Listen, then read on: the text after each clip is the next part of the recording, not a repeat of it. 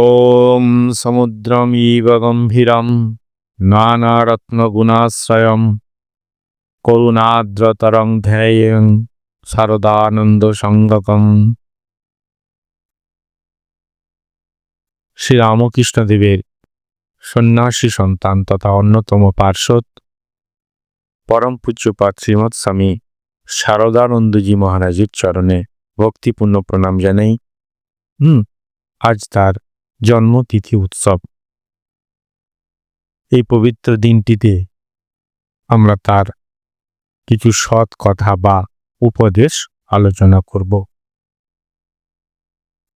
আমরা যখন তার জীবনী পড়েছি, বিশেষ করে সংক্ষিপ্ত জীবনী যেখানে বর্ণিত আছে শ্রী রামকৃষ্ণ ভক্তমালিকা গ্রন্থে স্বামী গম্ভীরানন্দজি মহারাজের লিখিত, এছাড়া চেতনানন্দজি মহারাজের লেখা শারদানন্দের স্মৃতিকথা, স্বামী প্রভানন্দজির লেখা শারদানন্দ চরিত এবং শারদানন্দজির নিজের লেখা তার পত্রমালা, সেইখানটিতে এই যে বইগুলোর নাম উল্লিখিত হলো, এখানে তার জীবনী এবং বাণী লিপিবদ্ধ আছে। তিনি আমাদের রামকৃষ্ণ মঠ মিশনের প্রথম সাধারণ সম্পাদক ছিলেন, এইটি তার বিশেষ খ্যাতি। তারপর আরেকটি যেটি সবচেয়ে বহুল পরিচিত খ্যাতি, সেটি হচ্ছে শ্রী রামকৃষ্ণ লীলা প্রসঙ্গের লেখক তিনি। ঠাকুরের যে পূর্ণাঙ্গ জীবনী গ্রন্থ আমাদের শ্রী শ্রী রামকৃষ্ণ লীলা প্রসঙ্গ, তার লেখক তিনি, অর্থাৎ শারদানন্দজি মহারাজ। এই বই প্রসঙ্গে তিনি একবার বলেছিলেন যে লীলা প্রসঙ্গে এমন কোনো কথা আমি লিখিনি যেটা আমি উপলব্ধি করিনি। তো সুতরাং তার উপলব্ধি থেকে লেখা ঠাকুরের জীবনী গ্রন্থ, তার জন্য তিনি বিখ্যাত হয়ে আছেন। এছাড়া তার আরো একটি গুরুত্বপূর্ণ অবদান আছে, সেটি হচ্ছে যে তিনি মায়ের সেবক, সারদা মায়ের সেবক। তিনি নিজেকে মায়ের দাড়ি বলতেন। একবার শ্রী শ্রী মা সারদা বলতেন তার সম্পর্কে যে আমার ঝক্কি পোয়াতে পারে খুব কম জানি আছে, একমাত্র যোগেনার শরৎ। ঝক্কি মানে ঝামেলা, মেয়ে মানুষের নানা রকম সব, বিশেষ করে মায়ের আরো রাধু টাধু অনেকে আছে।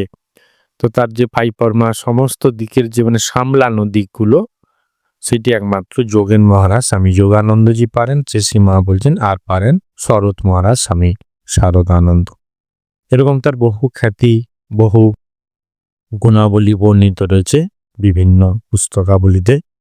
আজকে আমরা যেটি আলোচনা করব সেটি হচ্ছে স্বামী শারদানন্দের উপদেশ।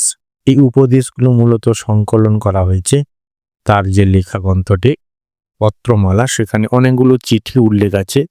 সেই চিঠিতে তিনি বিভিন্ন জনকে বিভিন্ন কথা লিখেছেন, সেইগুলি উপদেশ আকারে আজকে আমরা তুলে ধরব। তার সংখ্যা 10টি। তার মানে কি আর বেশি উপদেশ নেই তা নয়।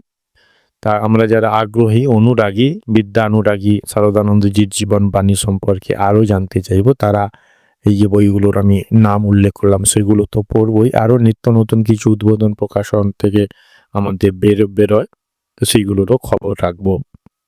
এখন আমরা শারদানন্দজি মহারাজের পত্রাবলী থেকে বেশ কিছু উপদেশ সংকলন করে সেটি আমরা আলোচনা করছি।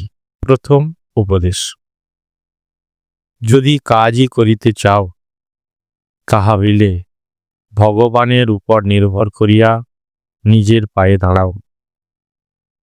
কোনো মানুষের মুখ চাইয়া থাকিও না, আমারও না।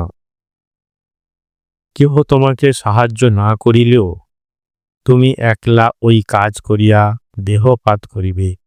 এইরূপ তেজ, সাহস ও ভগবানের নির্ভর করিয়া যদি কাজ করিতে পারো তো করো, নতুবা ওই কার্যে অগ্রসর হইও না।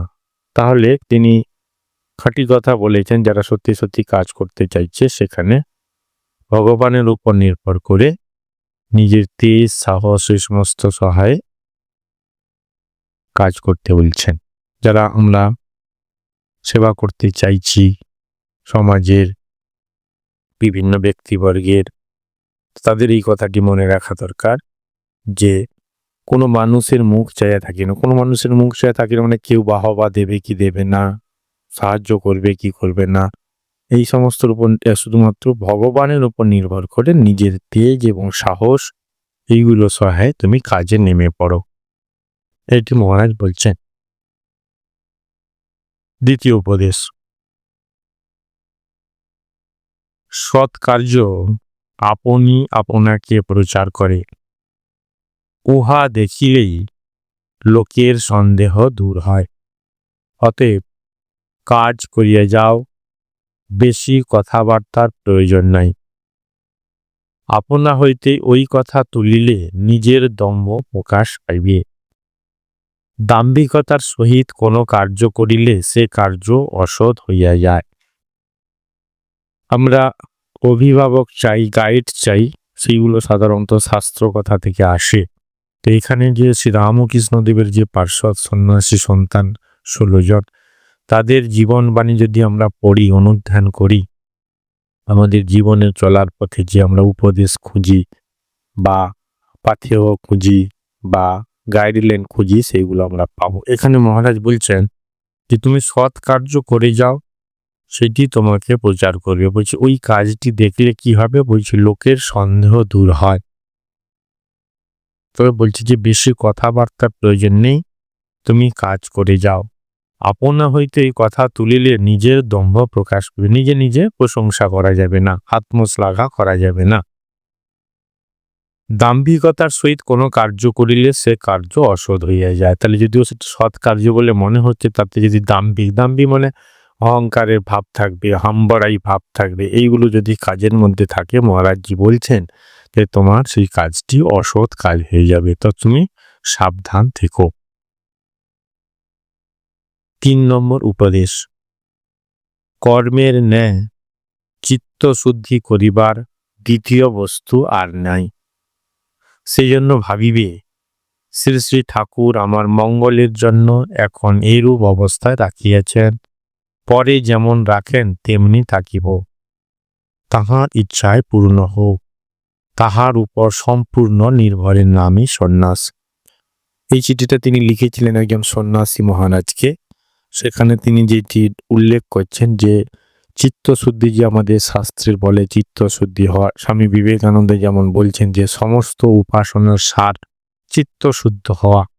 এই চিত্তশুদ্ধি কিভাবে হবে তিনি বলছেন যে কর্মের ন্যায় চিত্তশুদ্ধি করিবার দ্বিতীয় বস্তু নিয়ে আমাদের কাজ করতে হবে। চিন্তা করাও কাজ, ধ্যান করাও কাজ, বই পড়াও কাজ, সেবা তো আছেই, সমাজ সেবা। ওই জন্য তার উপর নির্ভর করে এই কাজগুলো করবে, আর এই কাজের মধ্য দিয়ে চিত্তশুদ্ধি হবে। চতুর্থ উপদেশ, কাহারও সহিত মতের মিল না হইলে সৎ কার্য ছাড়িয়ে দেওয়া যুক্তিযুক্ত নহে। এটা খুব মূল্যবান কথা। আমরা হয়তো একটা ভালো কাজ করছি, কেউ তার ক্রিটিসাইজ করলো, কি কেউ পিছনে লাগলো, কি কেউ তার সমালোচনা করলো, ইত্যাদি ইত্যাদি, তখন আমরা সেই কাজটি ছেড়ে দিই। মহারাজ বলছেন যে না, তুমি যদি মতের মিল না হয়, যদি কিছু কেউ সমস্যাও আসে, বাধাও আসে, তখনও তোমার সৎ কার্য ছেড়ে দেওয়া উচিত না। এটি মহারাজ বলছেন।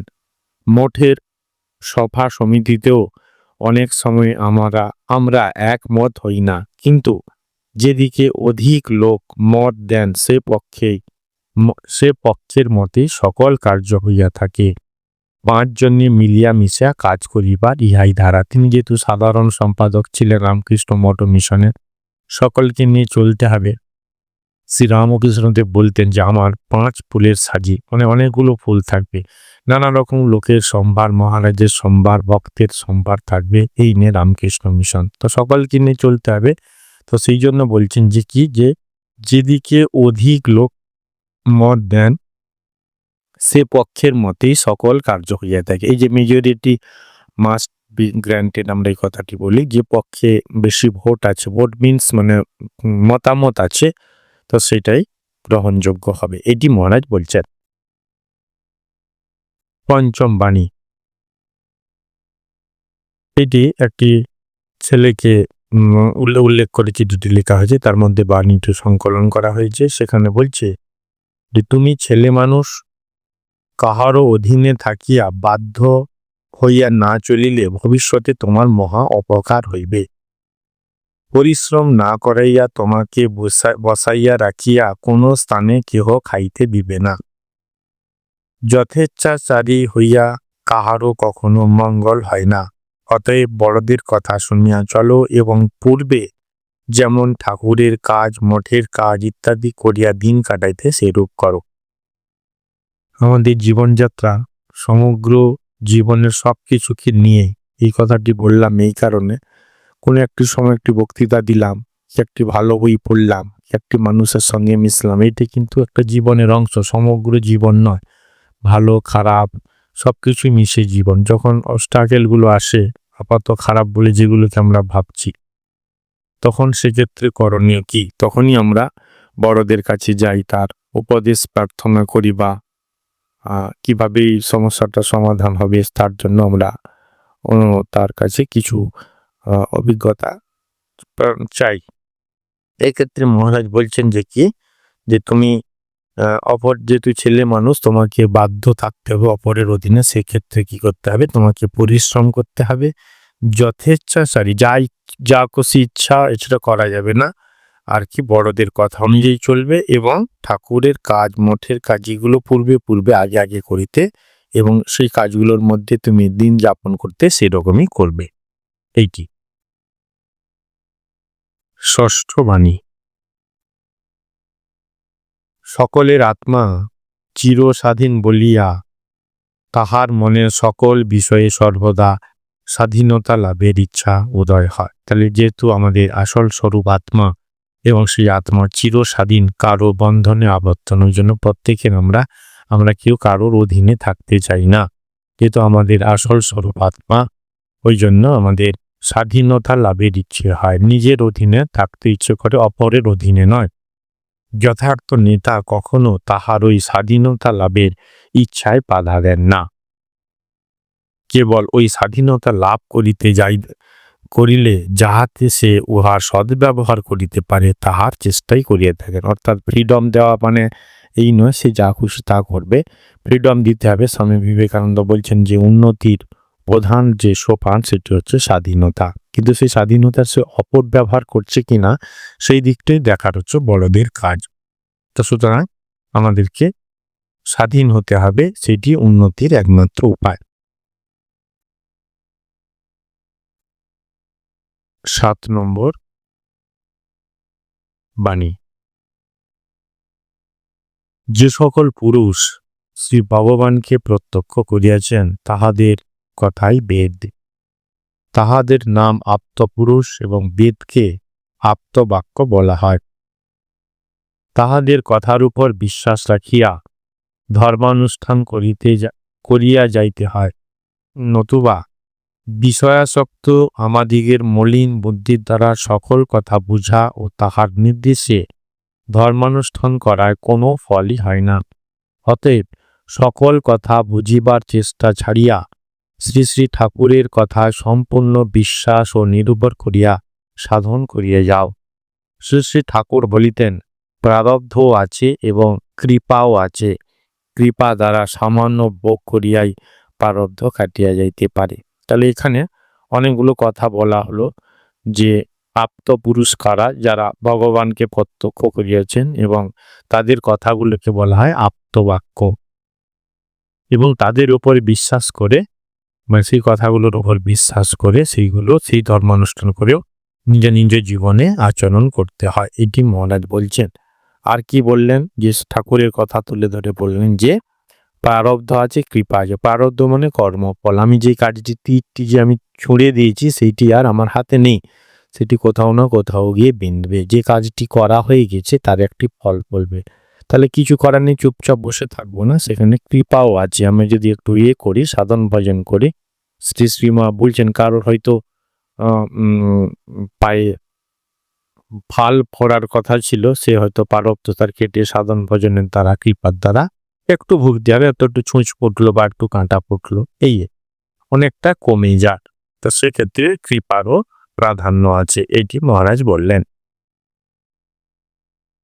8 নম্বর উপদেশ। এই উপদেশটি তিনি লিখেছেন একটি চিঠিতে একটি ছাত্রকে উল্লেখ করে। কি বলছেন সেখানে?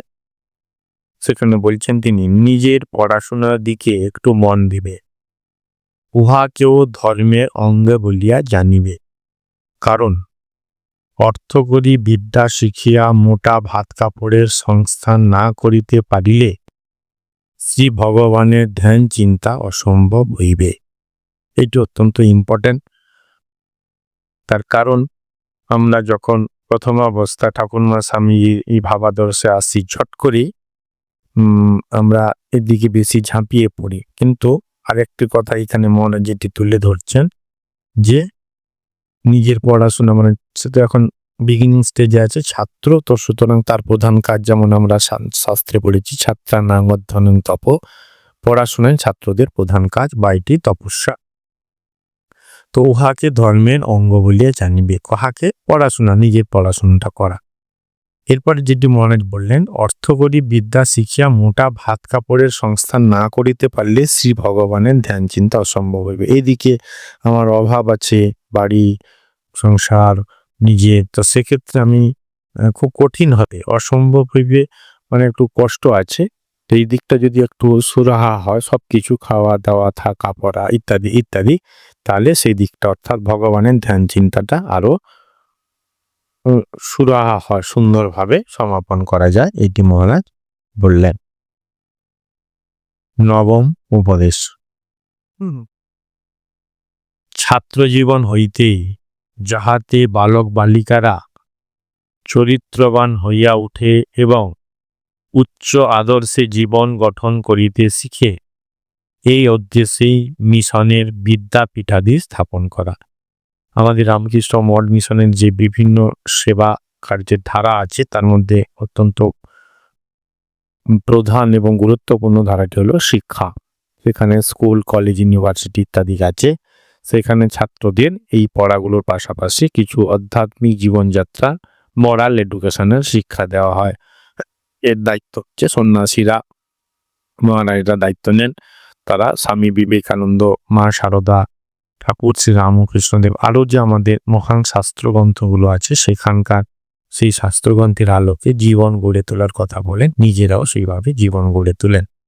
তো মহারাজ বলছেন যে আমাদের মঠ মিশনে এই বিদ্যালয়গুলো, স্কুলগুলো, কলেজগুলো স্থাপন করার উদ্দেশ্য কি না, ছাত্র জীবন হইতে যাহাতে এই স্টুডেন্টরা চরিত্রবান হইয়া ওঠে এবং উচ্চ আদর্শে জীবন গঠন করিতে থেকে। উচ্চ আদর্শ স্বামী বিবেকানন্দ যেমন চাইছেন যুবক সম্প্রদায়কে, যুব সমাজকে, সেইভাবে তারা যাতে জীবন গঠন করিতে শেখে, এই উদ্দেশ্যে আমাদের মঠ মিশনগুলো করা হয়েছে। আমরাও এখন প্রত্যক্ষ করে দেখছি যে রামকৃষ্ণ মিশনের স্কুল কলেজগুলোতে মানুষের ভর্তি করানোর চাহিদা কতটাই প্রবল। তার কারণ তারা প্রত্যেকে চাইছে যে সাধারণ শিক্ষার পাশাপাশি তারা যেন একটু নৈতিকভাবে মূল্যবোধের শিক্ষা তাদের মধ্যে আসে, দেশ দশের সমাজের সকল ক্ষেত্রে সেখানে কিন্তু সেই শিক্ষাটি, নৈতিক যে শিক্ষা, মূল্যবোধের যে শিক্ষা, এই শিক্ষাটি অত্যন্ত প্রয়োজনীয়, অত্যন্ত কার্যকরী। এই জন্য মহারাজ বলছেন যে আমাদের স্কুল কলেজগুলোর লক্ষ্য কি?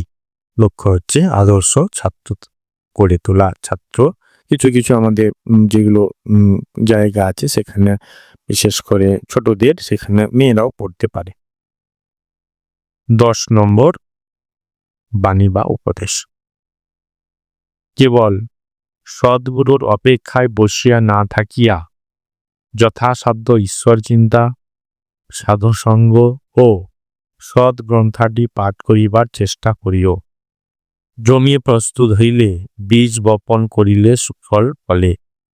এবং ইহা একটি প্রাকৃতিক রহস্য যে জমি প্রস্তুত হইলেই বীজ আপনি আসিয়া উপস্থিত হয়। অভাব বোধ হইলেই তাহার পূরণ হয়। প্রকৃত অভাব বোধ হইলেই বস্তু লাভের উপায় হয়। ইহা সাধু ও শাস্ত্রসঙ্গত সত্য এবং ইহার যথার্থ আমাদের নিজ জীবনে অল্প বিস্তর অনুভব করিয়াছি।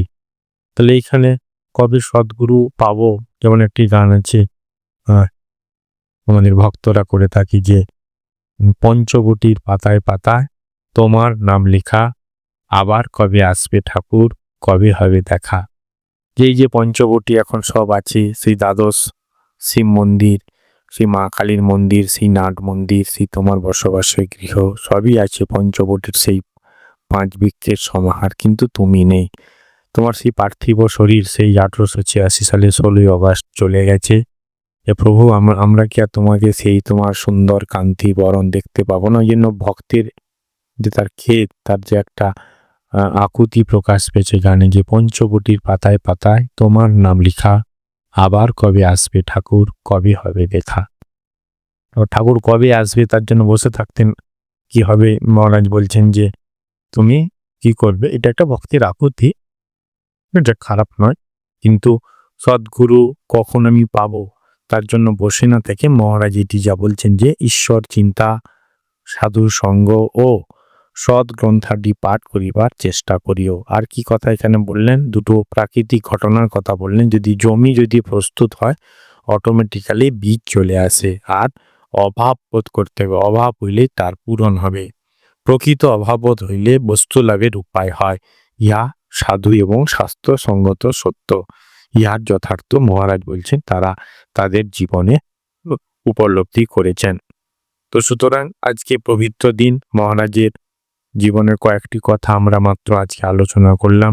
এই বৃহৎ জীবনে প্রথম অবস্থায় যে গ্রন্থগুলোর কথা উল্লেখ করলাম সেইগুলো, এবং তার পাশাপাশি লীলা প্রসঙ্গ, সেখানে ঠাকুরের জীবনী থাকলেও লিখেছেন তো মহারাজ, তারও সাহিত্য প্রতিভার পরিচয় আমরা পাই। পূজনীয় মহারাজের চরণে ভক্তিপূর্ণ প্রণাম জানাই। তিনি আমাদেরকে আশীর্বাদ করুন সৎ মানুষ হওয়ার। ওম নমামি শারদানন্দং লীলা প্রসঙ্গ লেখকম তত্ত্বতো বর্ণিতং যস্মিন রামকৃষ্ণস্য জীবনম।